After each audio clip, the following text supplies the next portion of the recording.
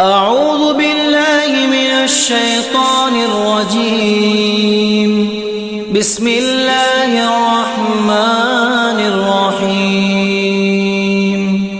ياسين والقرآن الحكيم إنك لمن المرسلين على صراط مستقيم تنزيل العزيز الرحيم لتنذر قوما ما أنذر آباؤهم فهم غافلون. لقد حق القول على أكثرهم فهم لا يؤمنون.